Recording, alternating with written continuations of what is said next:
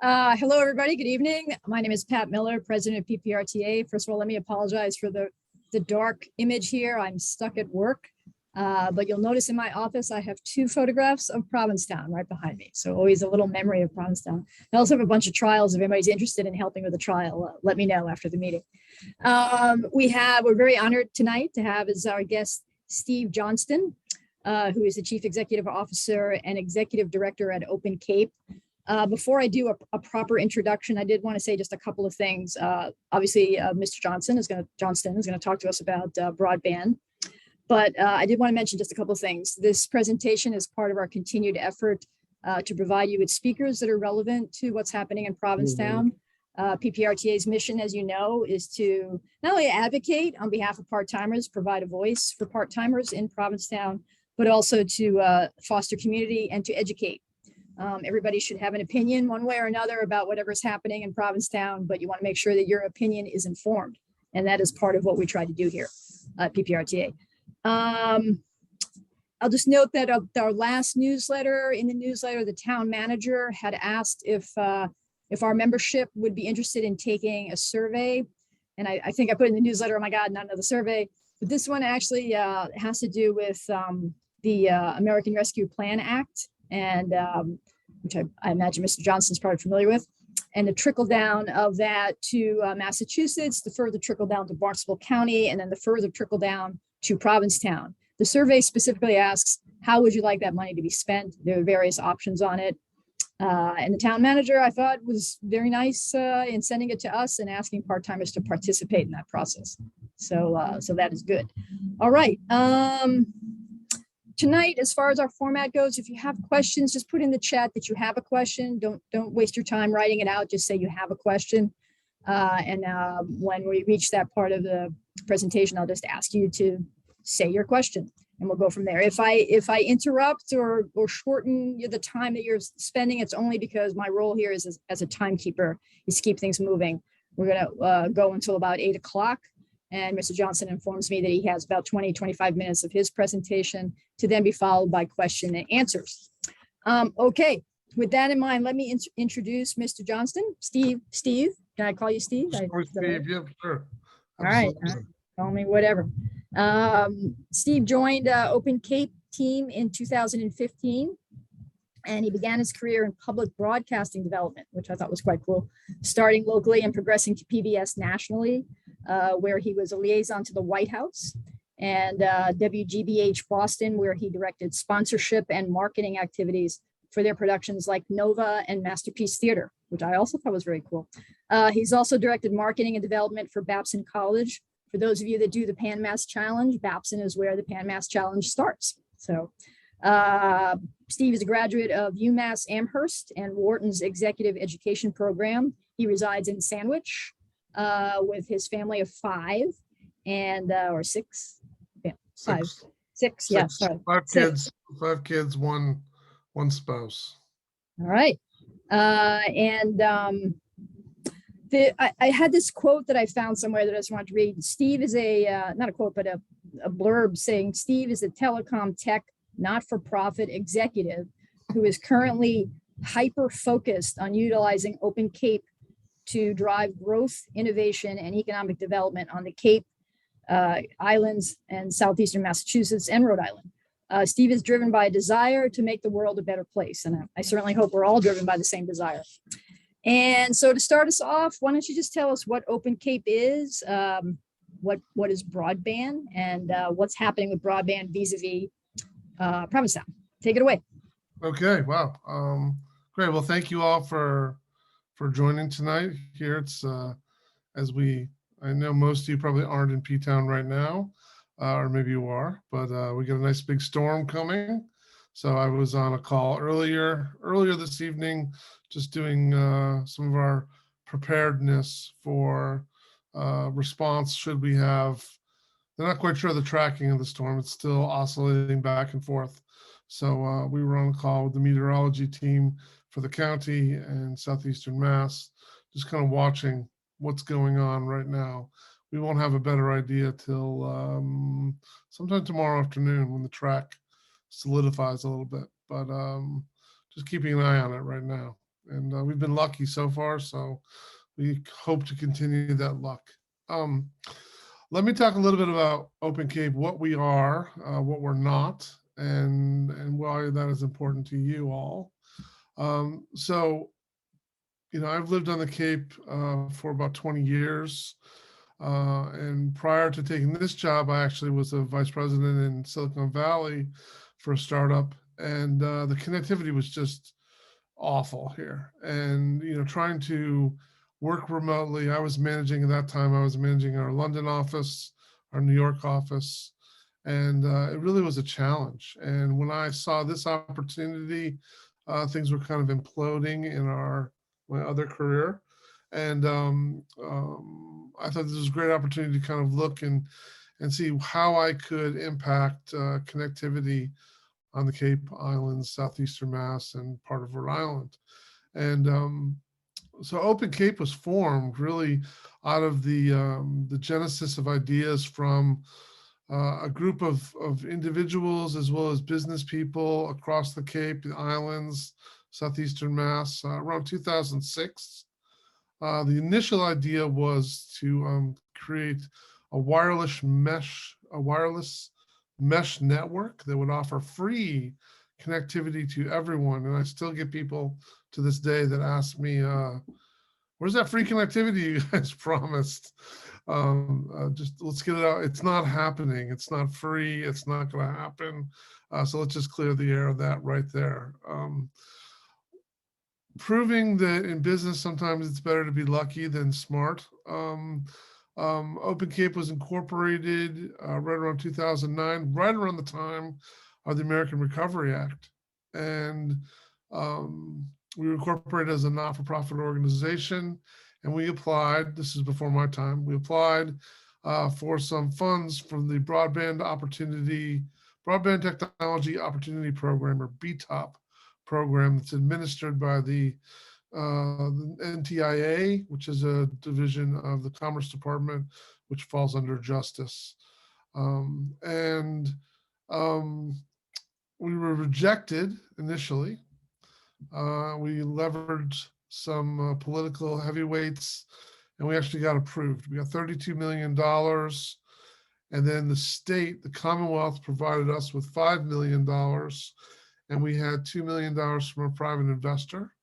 And so that puts us right at $39 million.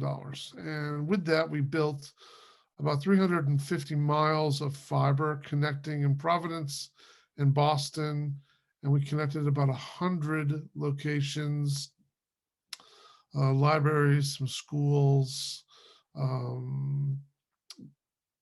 Cape Cod Community College, not places you would think of. It was each town had their choice of places to connect, and some connected fire and police, and others connected libraries, and it was a bit of disarray probably, but we got it done, and we launched. We went live in about 2012, the spring of 2012, and we started adding businesses like Joint Base Cape Cod. Obviously, they have significant bandwidth requirements, and some other organizations. The private investor, their job was this company called CapeNet, and they were responsible for both selling the network to businesses, individuals, and whatnot, as well as maintaining it. And I'm only mentioning it because I'll come back to them in a moment. I joined OpenCape in the fall of 2015. At that point, this exterior partner, for-profit company called CapeNet, wasn't doing a fabulous job. They hadn't connected a bunch of businesses. Revenue was not strong, and we had to set a course to kind of try to figure this out. So over the next 12 months, I tried to work with them to figure out how we're going to make this work, make the network strong and sustainable. And that came to fruition on the fall of 2016, September 30th. We actually terminated our agreement with them. We took control of the network. We always owned the network, all the fiber, all the electronics, but we took control of the network, and the OpenCape that exists today came into existence, where we were selling and servicing literally overnight. We went from owning the network, just being from a passive owner, to being a very active owner involved in all aspects of the company, from marketing, sales, operations, maintenance, billing, you name it, customer service. Um, since that moment, we have grown the network organically from about 350 miles, that's map miles, to about 550 miles, about 125,000 fiber miles, which is significant. Again, we connect in Providence and Boston. We service the Cape, all 15 towns on the Cape. We have fiber out to Nantucket. We have a microwave shot to Martha's Vineyard. We connect New Bedford, Fall River, Brockton, and then our fiber goes up north into Boston to what's called the Internet Hotels. One Markley, one Summer, which is Markley, which is where we peer with tier one internet providers, and 235 Promenade in Providence, another internet hotel where we peer with tier one internet providers. So the goal here was to create a middle mile, the Autobahn, if you will, the super fast, high speed broadband connectivity. And by having this broadband middle mile, we would attract ISPs that would flock to the Cape and offer all of us incredible service at low prices. That didn't happen, not even close. I think I probably had 4 different discussions with ISP providers over the course of 5.5 years. We weren't dense enough. We didn't have as much people as they were looking for. We weren't really on a main thoroughfare. I mean, yes, you can say, hey, we're passing traffic from New York to Providence to Boston via Cape Cod, but that's not really a direct route. No one really wanted that route. So the ISPs, the internet service providers, didn't show up, and we had to pivot a little bit. We started being our own internet service provider, and that's exactly what we did. Is we just kind of grew the business organically. We started selling. One of my guys from my team, Steve Smith, is here tonight. If you work for OpenCape, you have to change your name to Steven. Everyone needs to be named Steven. I'm just kidding. But we actually have 3 Stevens, and unfortunately we put an embargo on anyone else being hired named Steven. But we did grow the business, and we grew it fairly robustly. We went out and beat the streets and talked to the hospitals and police and fire and towns and municipalities and schools. And the reason we started with those groups was they were going to command the higher bandwidths. And that's what would make the network strong and sustainable. If I had a cadre of a few hundred clients that were using a significant amount of bandwidth, I knew I could keep the lights on, keep the staff employed, maintain the network, invest in the network. And that's kind of the path we followed for the last few years. And it's worked well. I can tell you, we have we've done all the things that I just mentioned. We've grown the network. We're hiring super qualified people. We pay really well. I hate it when people say, "Oh, it's someone who lives on the Cape, and they work on the Cape. We can pay them less." No, we can't do that, and I refuse to do that. So we create jobs that are well-paying. In fact, I probably err on the side of overpaying people. But that's okay because my people work really hard, and we have a cadre of folks. We probably impact about 40 to 50 different jobs. Some of them we outsource. We try to do that to local companies to maintain, to kind of feed the system, the ecosystem in our region. So we have a staff of engineers and salespeople and office people and billing people and those type of folks. And then we outsource things that make sense. Like our legal team is the folks from Nutter McClellan.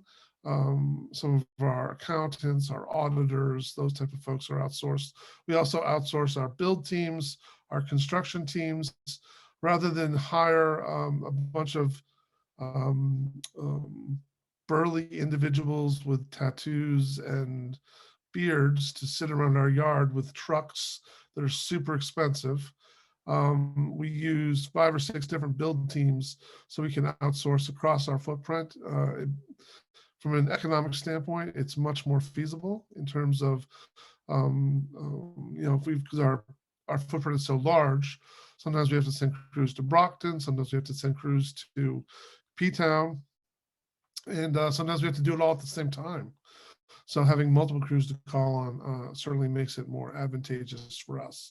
There will be a point where we start adding our own crews, simply because with this influx of ARPA and infrastructure money, there's going to be a rush of building. And we look to, I want to make sure that we have crews available when we need them. I don't want to have to come and build at someone's business or some municipality and say, yeah, I can do that in 3 or 4 weeks. I want to be able to do that as quickly as I possibly can. So we'll be probably adding our own crews in the next 12 to 24 months, just based on as we see kind of supply and demand shake out. The supply side is already becoming a problem. It used to be I could order 10, 20, 30,000 feet of fiber and have rolls on site in 2 to 3 weeks or less. Uh, Currently, if I order fiber today, I'm looking at 86 weeks.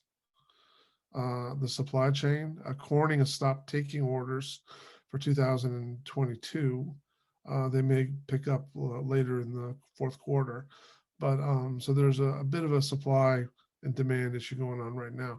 We're lucky we had stocked up. We've bought in multiple trailer truck loads of fiber that we're storing in offsite facilities, just stockpiling that and then using our build partners to source other spot fiber that we need for some of our builds. So since that time in 2016, we've come a long way. We've, the network is strong and sustainable. We just finished an upgrade to the network in 2021, where now I can deliver I can deliver 400 gigs to anyone that needs it. So let's talk a little bit about the network we have, how it compares to Comcast. And I'm not here to beat up on Comcast or make fun of them or belittle them, even though I love doing it. It is the pride of my life to be able to make fun of them and put them down. But we're very different in that sense. So the network itself is 100% fiber, and we're running the backbone, the central artery, if you will, is 144 strands or 288 strands, depending on where you are. In P-Town, across the breadth of the Cape, the topology of our network is a ring topology. So we've created these overlaying rings. So for every enterprise customer, when I say enterprise customer, I'm talking about maybe you're an inn or a bed and breakfast or a hospital or a school, that we connect. We do what's called dual homing. We connect one fiber coming out of your business into one co-location. We repower the network in about 11 different places. These are called co-locations or colos. And we put one fiber to one colo. Let's say if it was in P-Town, there's one in P-Town. And the other one might be in Orleans or Chatham or Hyannis. And the other fiber would go to the other location. That way, if one of those paths is cut, there'd be some level of redundancy. Now, north of Orleans, just because the way the telephone lines are delivered, and we are all, for most cases, our fiber sits on telephone poles. So we do have some underground, but for most of it, it's aerial. We sit on about 10,000 poles on the Cape alone, about the same number off Cape. But north of Orleans, we are what's called single threaded, which means we're following the main pole line in to P-Town, which puts us at a little bit of a disadvantage. If there's a car accident, if a tree falls on the fiber, if a lightning strikes a telephone transformer and it burns up the pole, we're likely going to go down. Other places on the Cape, that built-in redundancy would keep us up. The fiber has proved to be pretty resilient, but we do have times where we're going down. We're investigating right now connecting, going off the end of the Cape, either like a microwave or probably not an undersea cable because it would be too expensive, but like a microwave connection to maybe Plymouth to give us another level of redundancy to offer Provincetown and Truro and Wellfleet and Eastham to keep us up in an event of something like that. But we're usually, we had an outage at the last nor'easter. The fiber was cut in two places, once in Bridgewater and once in Centerville. So we have a northern and a southern route. The northern route goes across the Sagamore Bridge and heads up through Kingston, Bridgewater, Bridgewater State University, Brockton, and then Boston. The southern route goes out 195, New Bedford, Fall River, Providence, then down to New York. And in that particular case, both the northern and the southern routes were cut. So we had not everyone down, but we had significant outages. We could route around them. It was just poles being snapped in half. And that happens. And there's no real way around that besides burying everything. And that becomes incredibly expensive. And I'll give you some examples of that coming up. That's kind of the topology of the network. We run on a Sienna background at our headquarters in Barnstable County. Barnstable County complex. We sit up on top of the hill, 82 feet above sea level. We have an IBM designed and built data center, about 2,500 square feet. So all our hardware is there. If that gets wiped out by a wave, we all have significantly more problems than just fiber. So, but that's a good resource for us to have. So we have a partnership with the county in that sense. We took over the building, we renovated it. It's about 11,000 square feet, and we use that as our headquarters currently, and will for the next 20 plus years, according to that lease. So that's the backbone. The services we're offering currently today, we offer two kinds of services, and that just the second one just popped up last year. So the first service we offer is dedicated and symmetrical connectivity. And some providers have fancy names for it. They call it Metro E or, Active E or all kinds of things. It's basically just a dedicated and symmetrical fiber connection, meaning dedicated, it's almost a point-to-point connection for you. And it never varies, it never vacillates. If you wanted 50 megs, 100 megs, 500 megs, 50 gigs, 400 gigs, we're able to deliver that, and it would never vary or vacillate or change. It wouldn't slow down in the summer when the tourists are here. It wouldn't slow down at 2:30 in the afternoon when kids get out of school. It is incredibly resilient, super fast, and almost next to zero latency. And latency, the best way to describe latency for those of you that may not know it, is when I go over to Otis, Joint Base Cape Cod, and they're flying the drones, and they push the joystick to the right.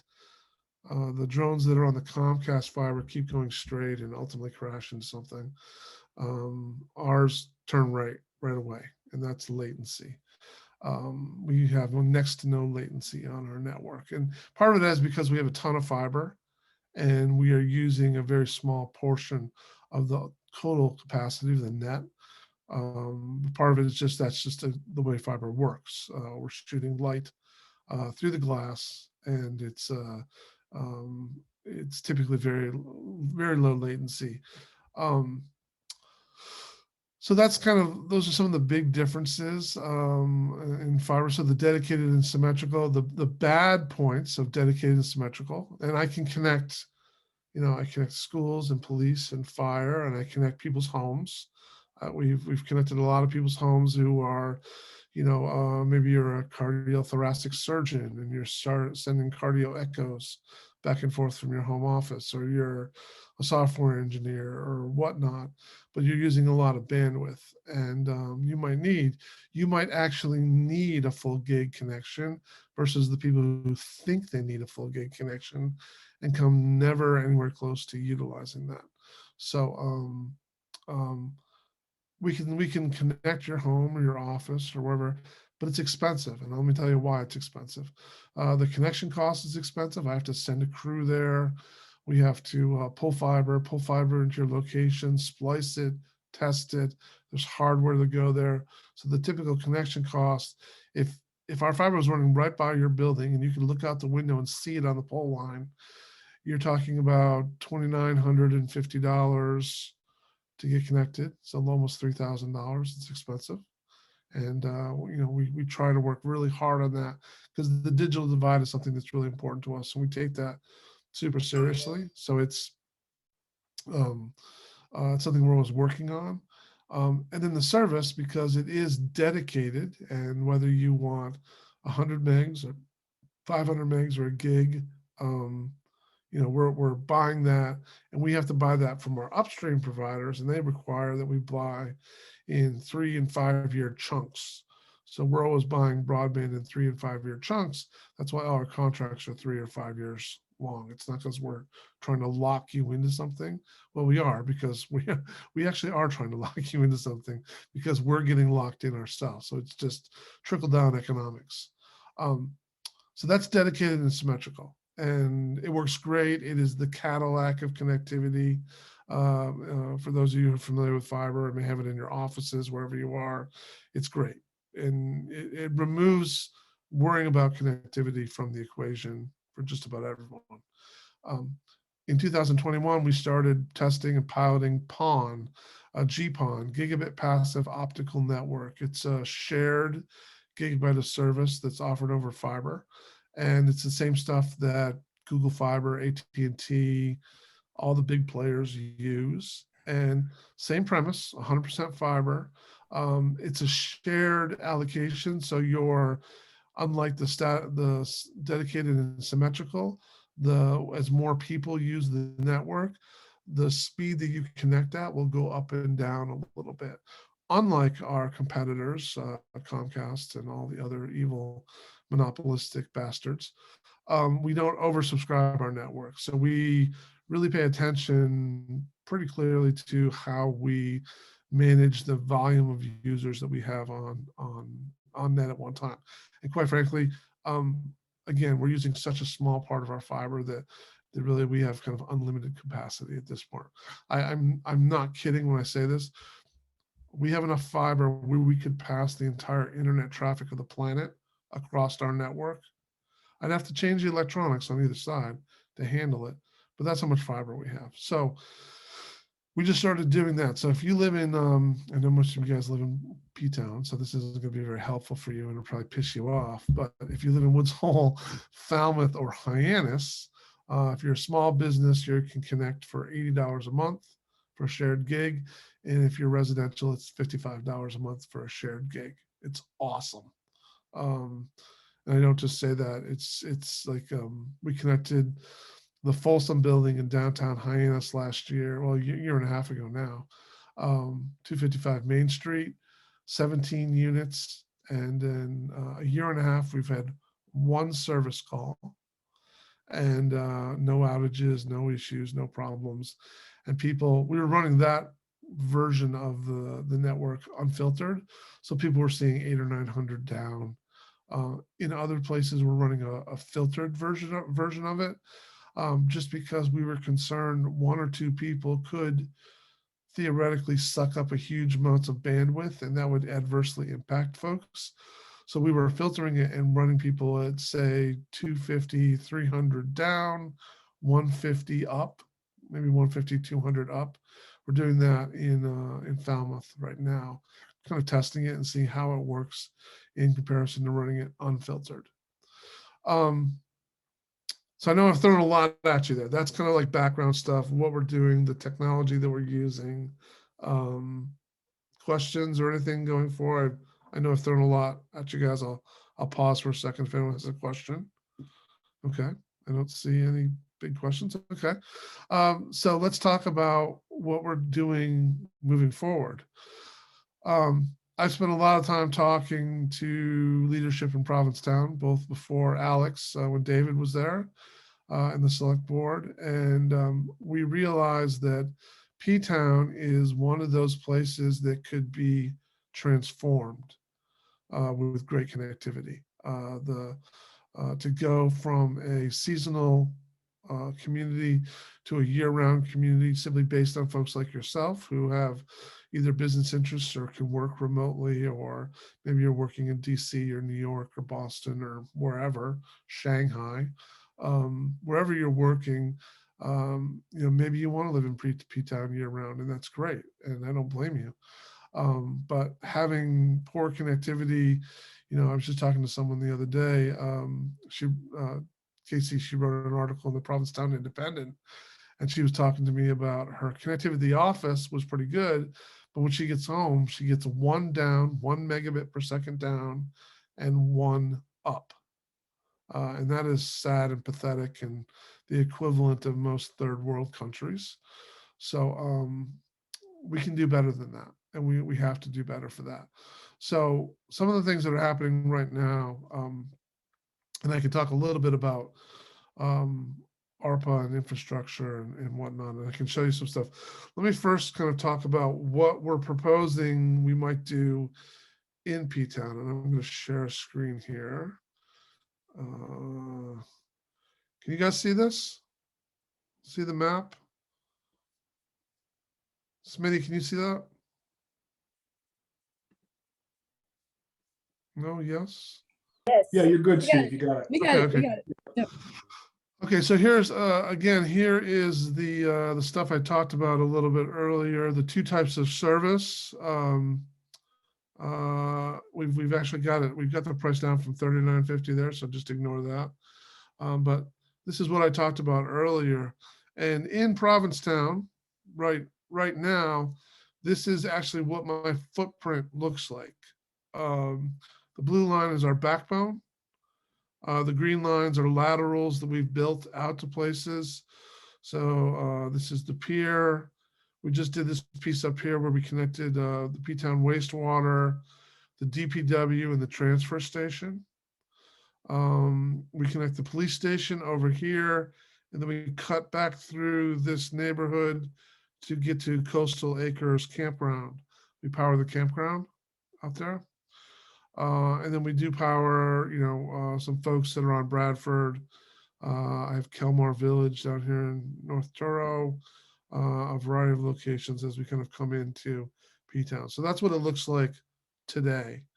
What we're going to propose is, and here is the colo where we repower the network is right up here, kind of near the monument.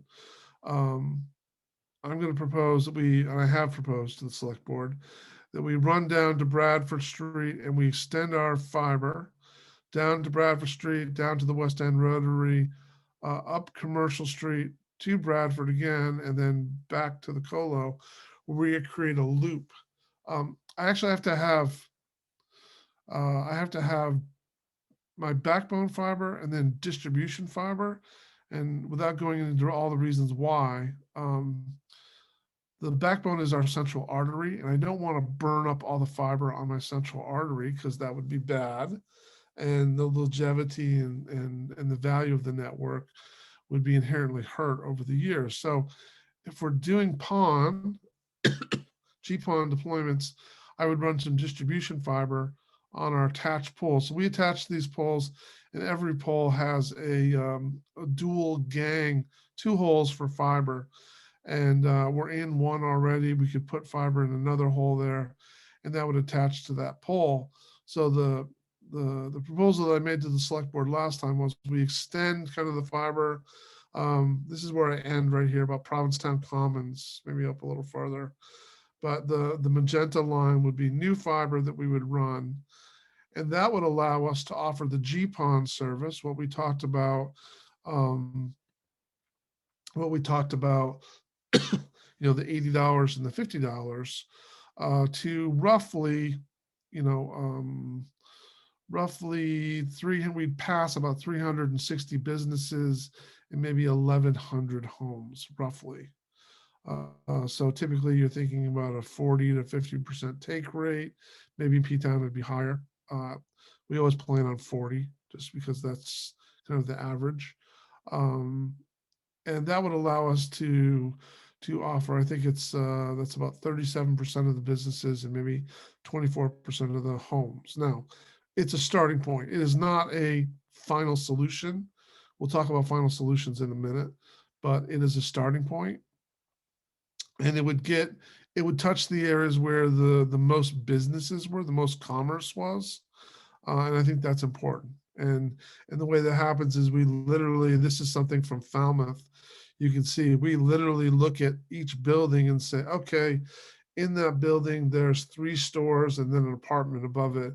So we've got to make sure we have a connection point that will accommodate 4 businesses outside on the pole. Or maybe we group these 3 buildings together, the green, the blue, and the brown, and that's 5, 6, 7, 8, 9.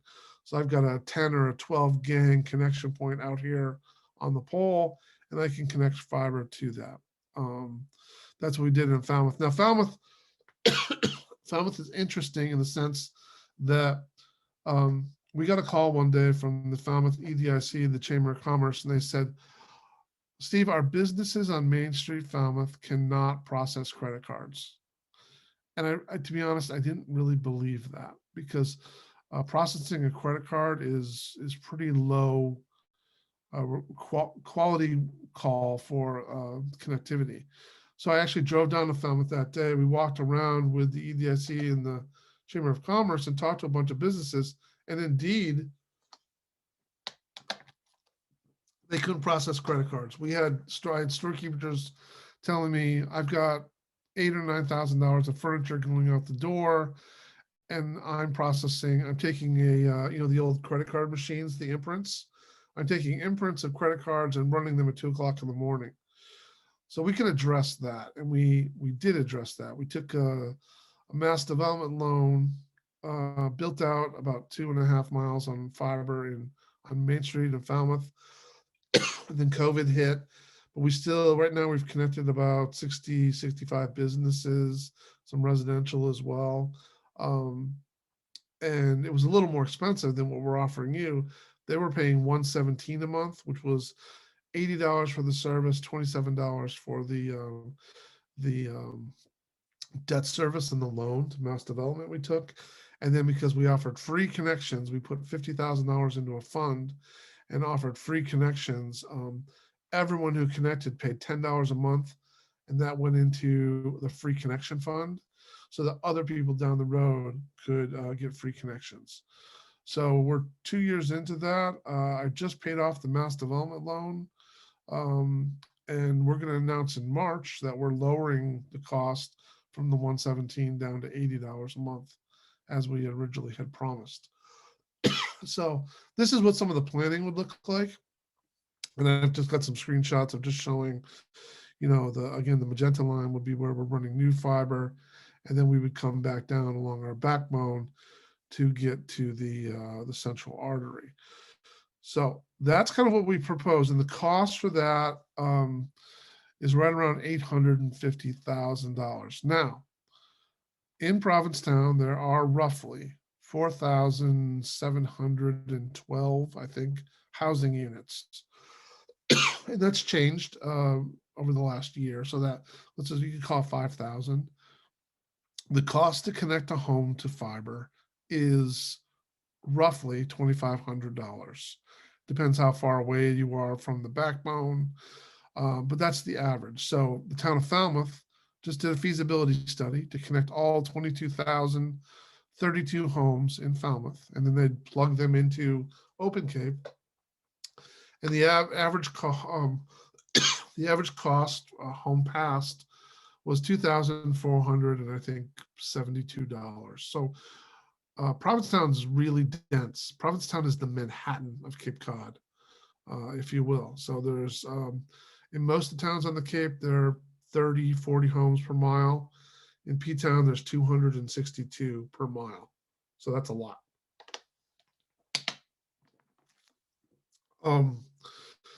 So the goal would be, how do we connect everyone? And if you just do the math, 4,700 homes times 2,500, you get just shy of $12 million. The town doesn't have $12 million to spend on that right now, but for close to $1 million, we could get a start on the process. And that's kind of what we've proposed right now. And the ARPA and the infrastructure funding could be helpful on that. Now, and I'm going to stop sharing my screen for a second here. I've covered a lot again, so does anyone have questions, thoughts? I do see one question on here in the chat. Let me see. What was the select board's reaction to your proposal? They voted, I think it was 4-0 or 5-0. I think it's 4-0, that they all wanted to do this, and they thought it made tremendous sense to start off with 850,000, start the bowl, started there. It's a Band-Aid, but it is a Band-Aid that we can build on in the future. And so they voted that they'd like to hear more about this. And I am working with Alex and with Leslie right now on plans. They're prepared to go in front of the county. The county has received $43 million in ARPA funding. And I'm going to share before I answer this next question. This is a document that came out over the weekend, which basically talks about all the different opportunities for broadband funding from the various acts. So this is the CARES Act. This is ARPA. Green is ARPA, and orange is the infrastructure. Now, really important. There are certain provisions in different parts of the act, and the Treasury Department came out 2 weeks ago with revised and what's called the final rule on ARPA money, how ARPA could be spent. Both CARES and infrastructure have language in them that says, if your community is serviced by a provider that provides a minimum of 25 megabits down and 3 up. So in that sense, Comcast, even as pathetic as they are, meets that criteria. That you can't just spend either CARES money or infrastructure money on what's called overbuilding. And this is Governor Baker and Secretary Neely's favorite word, overbuilding. But the Justice Department came out 2 weeks ago and said for ARPA, they rewrote the rules, and I sent a summary to all the town managers on the Cape and the islands and southeastern Mass. This final rule, which eliminated the terms like 25-3 and replaced them with words like reliable, affordable, and gave the power to the communities to say, even though they may have a provider, that provider may not be providing affordable, reliable, robust service. And in that sense, this green area should be really good news to everyone in Massachusetts, because that means that the ARPA funds that are out there, and to date, Massachusetts has received about $8.7 billion in ARPA funding. That's not all for broadband. That's for other things, but they can all be spent on different things. And I'm happy to send this around. I can send it to whomever, and you guys can share that. But the ARPA funding can be used for what is called overbuilding, as the governor would say, because Comcast is already here. And I can tell you, I was on a call a couple months ago. Representative Peake, Senator Sear, Secretary of Housing and Economic Development, Secretary Neely, and Representative Peake did a masterful job of talking about all the challenges that people in Provincetown have by poor connectivity. And the secretary's response to her was, can't we just ask Comcast to do better? When I got done laughing, I said, we have to be realistic. They're talking about, Comcast is an entirely different type of network. It's a network that's primarily based on coaxial cable, which was developed to deliver video initially, and now it's being utilized through a variety of infrastructure devices to deliver internet connectivity. So it will never be as fast or as reliable as fiber. Comcast will not spend money to replace their entire network with fiber, particularly on the Cape. Why? Because we don't have enough people. So our focus and our work with the administration and the state has really been about, like, let's focus on future focused solutions so people can work here. There was a time when the Cape was the economic center of the world. Now, yes, that was because of whaling, and I don't think we want to recreate that, but this is the premise of it. I was a history and economics major, and so the premise that the Cape Cod and the islands were this economic powerhouse at one point. It's not lost on me, the irony of that. That when I looked at Amazon sent these slides around for their HQ2 project. The first slide was the second headquarters needs to be in a place that people can enjoy quality of life. And I can't think of a better place to live and enjoy quality of life than on the Cape. If you can work remotely, live, work, and play on the Cape. I think that should be our goal from an economic development strategy, is how do we live a place we all want to live, nurture and grow the environment, grow economic development in ways that aren't hurting the planet, and take advantage of all the technology that we have, the blue economy, harness the power of the oceans, those type of issues. I think we could really become, an epicenter for technology here on the Cape. And so this green section is the section we care about the most. And there's a considerable amount of money in here. There's, as I said, there's billions of dollars in here. One of the projects, the Coronavirus Capital Projects Fund, is a $10 billion fund that the Commonwealth has already received $175 million from, and specifically targeting at technology and broadband. And the problem, and again, I'm not here to bash, I'm just telling you what the issues are. The Commonwealth does not have one office who is responsible for broadband vision or planning or connectivity. So it falls under the Executive Office of Housing and Economic Development, and that's Secretary Neely. And I hate to say this because sometimes Governor Baker does things I like and sometimes he doesn't, but they've been very devoted to their relationships with Comcast and Cox and Charter and Spectrum. And I grew up in Western Mass. I still have a house out in the Berkshires. And the Commonwealth has subsidized Western Mass last mile connectivity. They spent over $118 million. And the bulk of that money, actually all of it, went to Charter, Spectrum, and Comcast to extend last mile in Western Mass. Now, before you get your pitchforks out and light your torches, there are towns in Western Massachusetts that have no connectivity, none. Mount Washington, Alfred, Egremont, Otis, New Marlboro, I can name a million of them. Now they have connectivity out there. So that's a little bit, they were truly unserved. But there was also a host that were underserved. And that's what I would say P-Town and the entire Outer Cape, the entire Cape in general is underserved.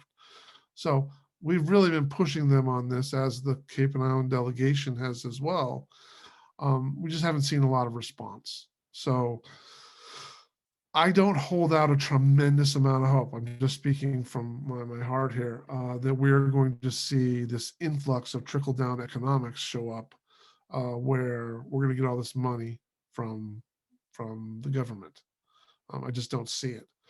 So looking at alternative ways that we can start the process with funds that are available. So as I said, I was preparing for Alex and for Leslie, what that would cost to do the GPON on Bradford and commercial, and they're going to approach the county and ask for those funds from the county, who has $43 million in ARPA funding, and is going to be distributing that to towns.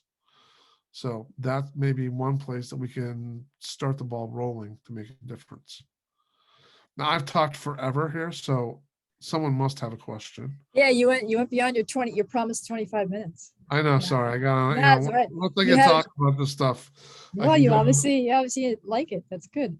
There's a few questions in the chat that you might want to take a look at. I did have a question though for Stephen Smith, is whether you wanted to comment on the overpayment of salaries, but maybe you want to leave that alone, maybe for another time.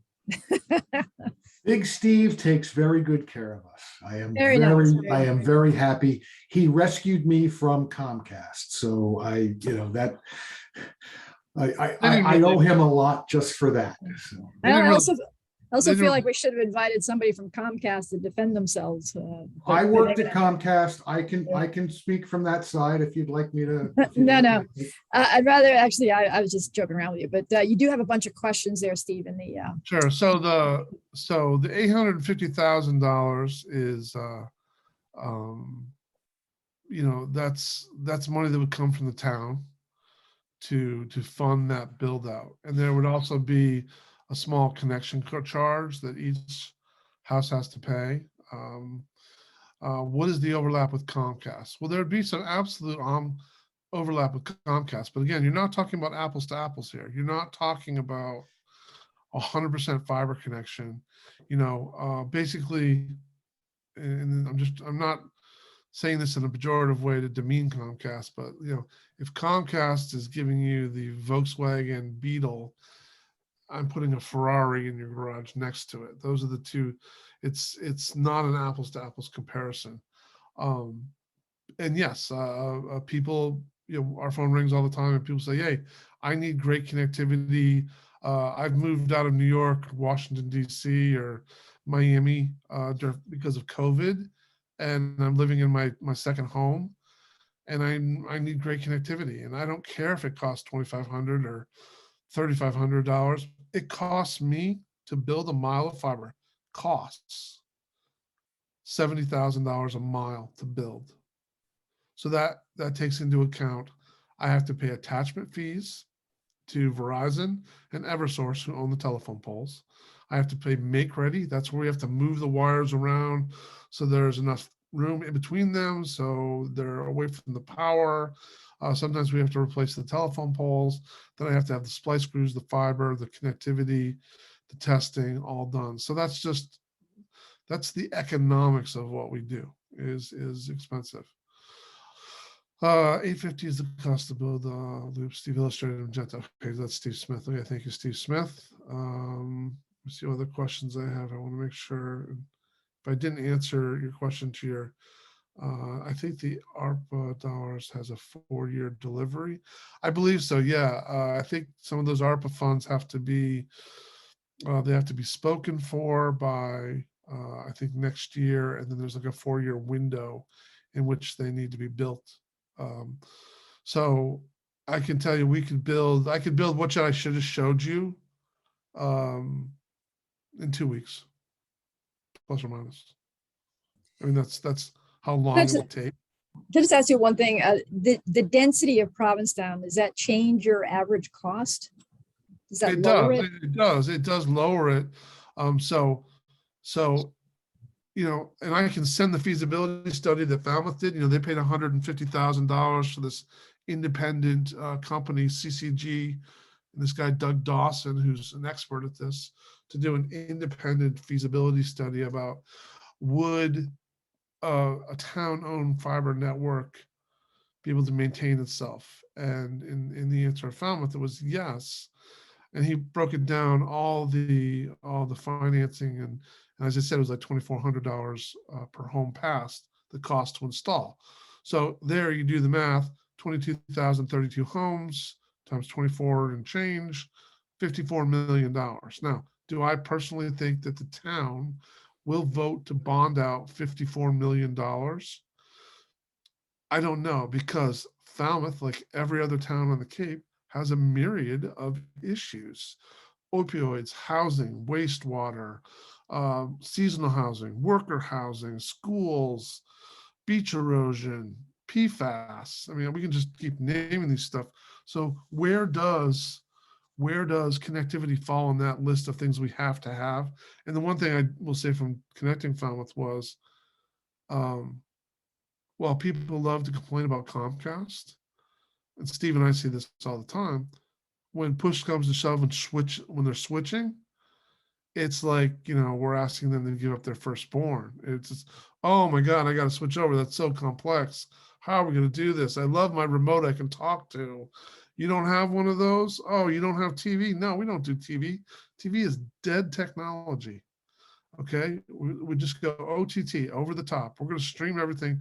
I'm going to give you a kick-ass internet connection that you can do whatever you need to do, anything.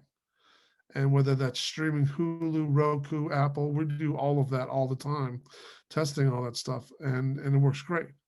But the concept of just terrestrial television it's just dead technology.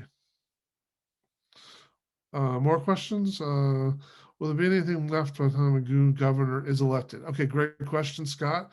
So the governor signed a bill in December, well, actually right around Thanksgiving, $4 billion.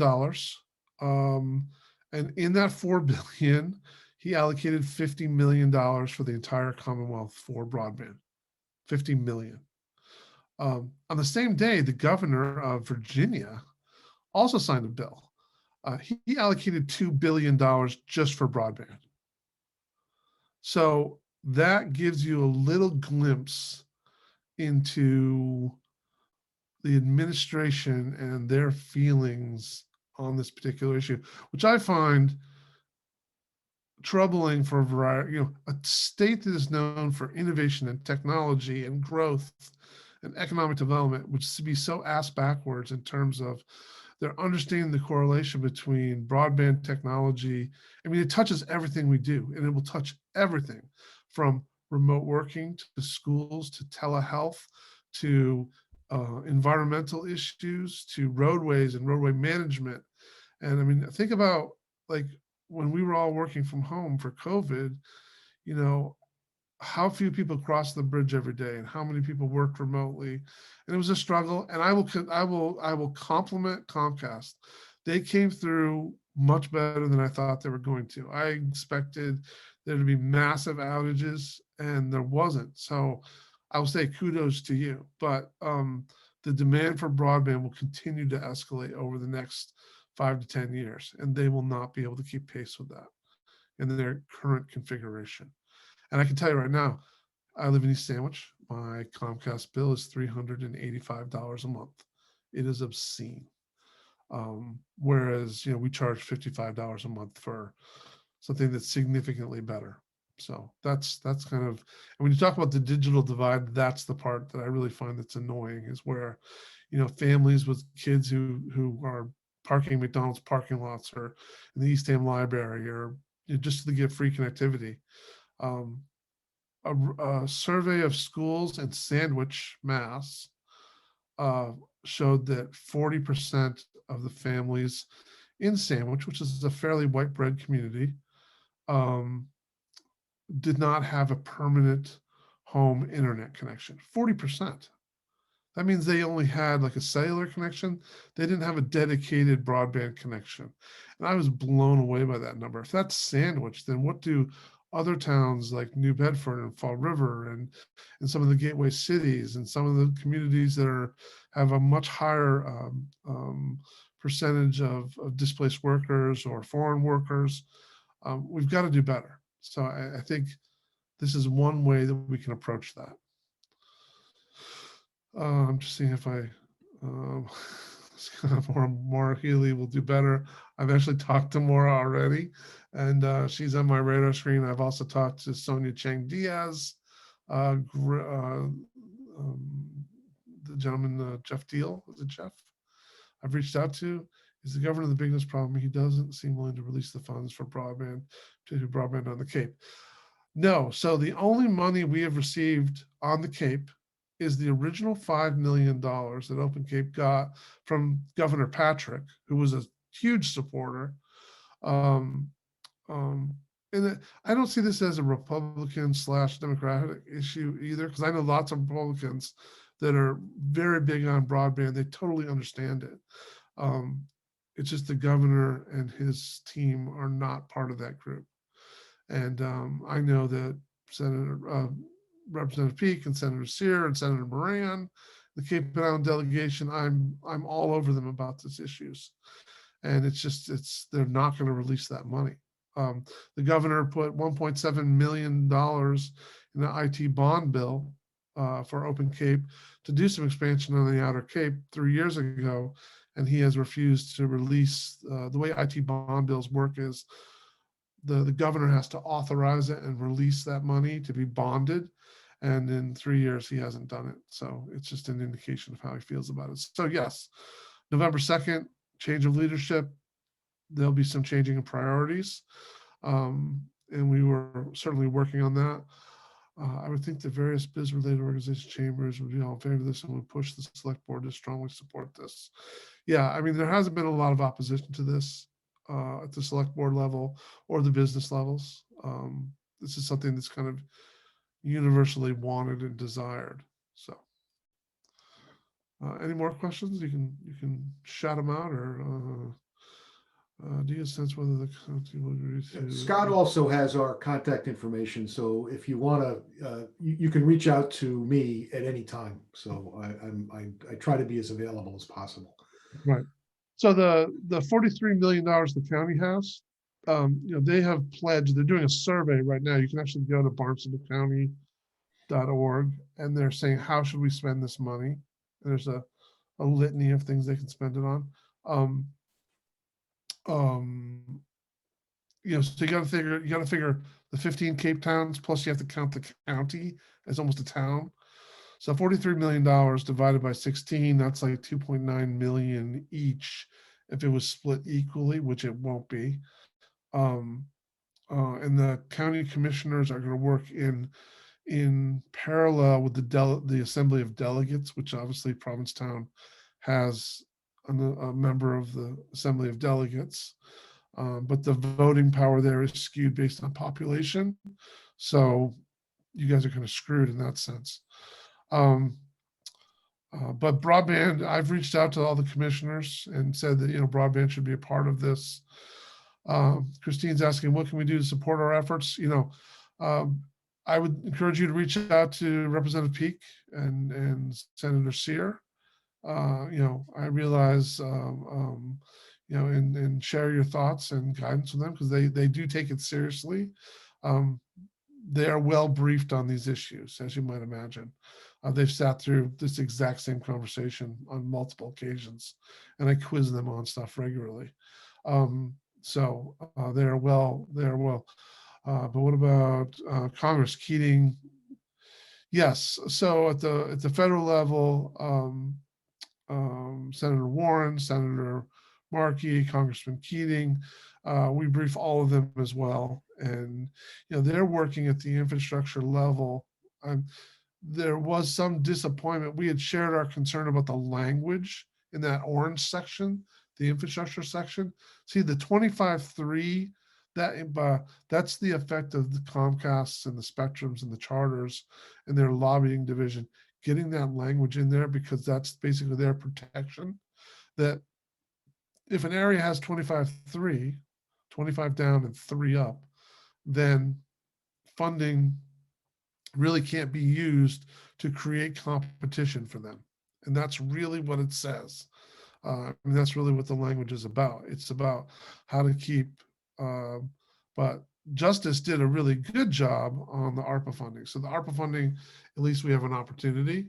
Now, there is some language in 25.3 in the infrastructure funding that says, once all that money is spent on areas that don't have 25.3, we can come back and revisit for people that don't have 100/20.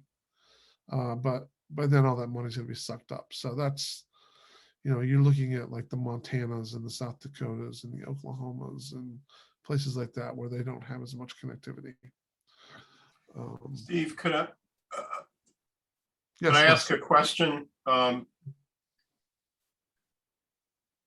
think I'm on. Yeah, you are. Yeah, go ahead. Go ahead. Thanks, Pat. Steve, thank you, first of all, for joining us. I know we're way over your time, and I'm sure those of us that got on tonight appreciate your spending this amount of time. Just real quickly, we own a unit on Bradford Street. It's one lot off the street. Mhm. And I actually spoke to Steve Smith. Steve, it's nice to see you in person, back in August, about the possibility of, since the fiber, your fiber is already on Bradford Street and we're just off Bradford Street. I talked to Steve Smith about the logistics of and the possibility of getting us connected, because the 5 individual owners of the units in our building are all separately paying to Comcast. I think one has Verizon for phone service or whatever, but Sure. Broadband brought to the building, as opposed to 5 individual bills from Comcast for internet service, which is what's really expensive. The basic cable is like $10, but the internet is, and they just raised the prices again. So I guess my question is specific to us, but more specifically on the anyone who owns a business or property along your already existing fiber. What are the chances that those businesses or residences can connect up? Sure, that's a great question. So our existing backbone, the main artery, if you will, we do our dedicated symmetrical connections right off of that, and it's possible. And there's folks that do it. I can just tell you right now, like a 50 over 50 meg down, 50 meg up connection is $450 a month. It's expensive. Okay, it's too expensive, and unfortunately, I can't get the number lower because I have to lock in. It's just the way they do it, because it's almost like a point-to-point, like a dedicated connection. Now, if there are 5 different units in one building, you theoretically might be able to share, because it's not an apples to apples comparison. Again, it's our 50 megs over 50 is significantly less impeded than, say, a Comcast connection that they might say, oh, it's 150 down and 20 up, and we might still be 2 to 3 times faster and more reliable. There's a couple different ways to approach this. The PON would be the ideal scenario for you, where, I mean, if you're just one building off the main street, we could get that building wired up on the PON, where you're paying, if it's small business or residential, paying between $50 and $80 a month, and you're getting great service.